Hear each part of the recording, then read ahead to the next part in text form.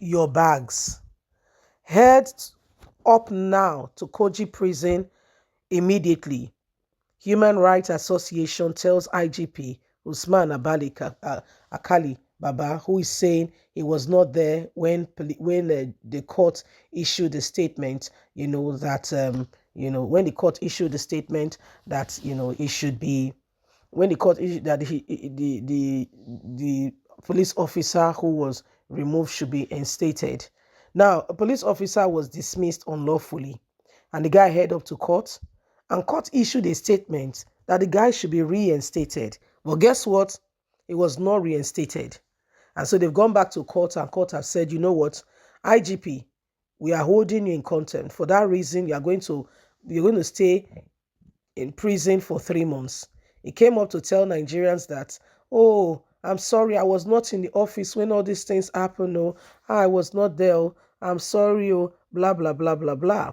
Now you can see for yourself that, Nigerians are saying, whatever you are saying, it is your duty to ensure that, we put everything in perspective and we do what we are going to do. You pack your bag, see the prison, go enjoy them as well. Let's get all the details and see if this will really happen in Nigeria, if you will obey the court's law and order.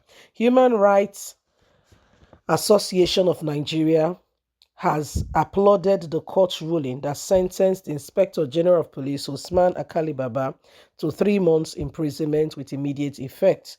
The group hailed the justice system for its courageous decision, adding that it shows that nobody is above the law. The Human Rights Association noted that the judiciary had lawfully exercised judiciary authority conferred on it by Section 6, subsection 1 of the 1999 Constitution. The Inspector General of Police was sentenced to 3 months imprisonment for contempt of court after his refusal to obey court order by the Federal High Court. The Human Rights Association said the order of the Federal High Court must be obeyed with immediate effect, meaning that IGP should surrender himself with his prison bag to the correction center in Kuje. He should not treat this court order with impunity or contempt. It is in the statement to Daily Post on Tuesday. We urge President Muhammadu Buhari to personally supervise the surrender of the IGP to the Federal Correction Center, Kuje, without wasting time. Anything outside of strict compliance with this court order will mean that Nigeria has become a banana republic. The right group said that the IGP could not be excused on the borough's ground that he did not originated the breach of the court order, even if he was the holder of the office at the time of the genesis of the matter, because the office of the IGP is constantly occupied and never had been left vacant. Human Rights Association of Nigeria therefore counseled the IGP to obey before complaining or comparing with the judgment and getting stay of exclusion order quickly. So this is what is happening. They say, well, he has to go to court. He have to go to court. We cannot allow him. He must go to court. He must go to court. We don't want this. He must see that prison when they say make it go, so he must see that prison. So the guy must go. We don't want to hear any nonsense excuse. That prison, he must get there. Why? Because in Nigeria today there is no law and order. They just do things haphazardly, anyhow. Somebody just wake up one morning and just feels that he's the almighty, every other person is a subordinate. Even court matters are not being followed as they should, because some persons feel that they know more than every other person, and because of a position that they currently occupy, every other person is a subordinate. They are the one who is calling the shot. Do you really think we can continue like this if there is no rule and regulations guiding us and everybody does as they pleases? No, I don't personally think so. And so if we want things to become good and orderly, if we want the nation to get to where it ought to be, there has to be, moving forward, a position where Nigerians can truly hold on to what is true and right, and not just sit back there and think that everything is suddenly going to fall in place.